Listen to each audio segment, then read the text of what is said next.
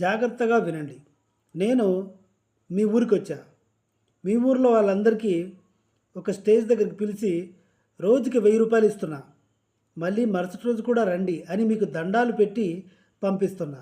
మళ్ళీ మరుసటి రోజు మీరు రాగానే మళ్ళీ ₹1000 ఇస్తున్నా. ఇలా ప్రతిరోజు ₹1000 ఇస్తున్నా.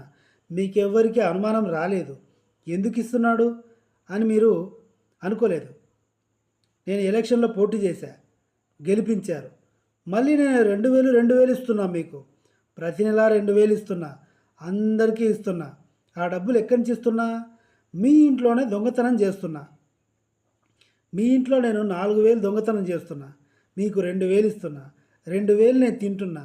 మీకు బుద్ధి లేదు. అర్థమైందా? మీకు ఫ్రీగా ఎందుకు ఇస్తున్నా నేను అన్నది మీరు ఆలోచించుకోవట్లేదు. అంటే మీరు మోసపోయారు. మిమ్మల్ని నేను తెలివిగా మోసం చేస్తున్నా. మీ దగ్గర డబ్బులు ఇస్తున్నాను మీకు అంటే ఊరికే ఇవ్వట్లేదు. మీ దగ్గరే తింటున్నా నేను. మీ ఇంటికే దొంగతనానికి వస్తున్నా అఫీషియల్గా. ఇది చంద్రబాబు నాయుడు గారు చేసే పని. వృద్ధాప్య పెన్షన్ 4000 అన్నాడు. ఎక్కడి నుంచి తెచ్చిస్తాడో చెప్పలేదు. ఆడపిల్ల పుడితే డబ్బులు అన్నాడు. ఎక్కడి నుంచి తెచ్చిస్తాడో చెప్పలేదు. టికెట్ లేకుండా ఆడవాళ్ళకి ఫ్రీ అన్నాడు. బస్సులకి డీజిల్ ఎక్కడి నుంచి తెస్తాడో చెప్పలేదు. డ్రైవర్లకు జీతాలు ఎలా ఇస్తాడో చెప్పలేదు. బస్సులో మెయింటెనెన్స్ ఎలా చేస్తాడో చెప్పలేదు. ఆఫీస్ మెయింటెనెన్స్ ఎలా చేస్తారో చెప్పలేదు. ఆర్టీసీ బస్ స్టాండ్లలో మేనేజ్మెంటు, వాటి కరెంటు బిల్లు, టిక్కెటే లేకపోతే వీటి మెయింటెనెన్స్ అంతా ఎలా, ఇవన్నీ ఏం చెప్పలేదు చంద్రబాబు నాయుడు గారు. మొగుడు చనిపోతే పెన్షన్ ఇస్తా అన్నాడు 3000. భర్తతో విడిపోయి సింగిల్గా ఉన్న మహిళలకి పెన్షన్ ఇస్తా అన్నాడు. హ్యాండిక్యాప్డ్ పెన్షన్ ఇస్తా అన్నాడు. ఆడపిల్లకి 1500 రోజు నెలకి అకౌంట్లో ఇస్తా అన్నాడు. ఈ డబ్బులు ఎక్కడి నుంచి ఇస్తాడు? ప్రభుత్వానికి ఆదాయం ఉంటే, జాగ్రత్తగా వినండి, ప్రభుత్వానికి ఆదాయం వస్తుంటే ఆదాయంలోంచి తీసి ప్రజాసేవలో భాగంగా ఇలాంటి సేవలు చేయడానికి అవకాశం ఉంది. మరి ప్రభుత్వానికి ఆదాయం ఎక్కడుంది? ఆదాయమే ఉంటే అప్పులు ఎలా అవుతాయి?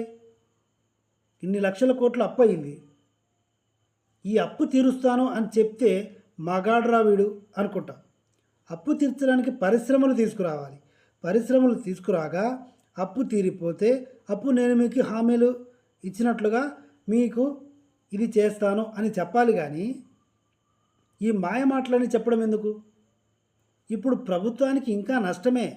ఈ నష్టాన్ని ఎలా భర్తీ చేస్తాడు అంటే, స్టార్టింగ్లో నేను చెప్పాను కదా, మీ ఇంట్లో 2000 దొంగతనం చేస్తా, మీకు 100 200 కుక్కకు పడేసినట్టు పడేస్తా.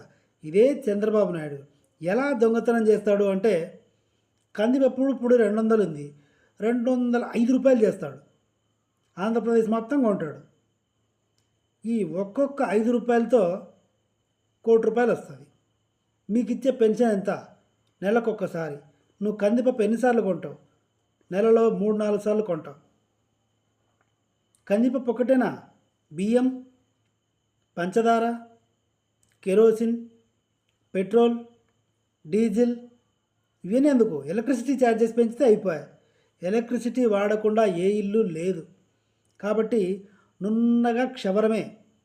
ఇప్పుడు ఇంకొక అడిషనల్ పదవి పవన్ కళ్యాణ్ చేస్తున్నారు. యాక్చువల్గా ఉప ముఖ్యమంత్రి అనే వ్యక్తి ఆంధ్రప్రదేశ్కి కంపల్సరీగా ఉండాల్సిన అవసరం లేదు. ఇంతకుముందు ఎవరైనా ఉన్నారేమో కూడా తెలియదు. ఉన్నా వాళ్ళు ఏం చేశారో తెలియదు.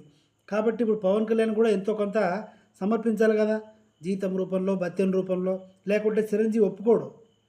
చిరంజీవి అనే వ్యక్తి మహాముదురు.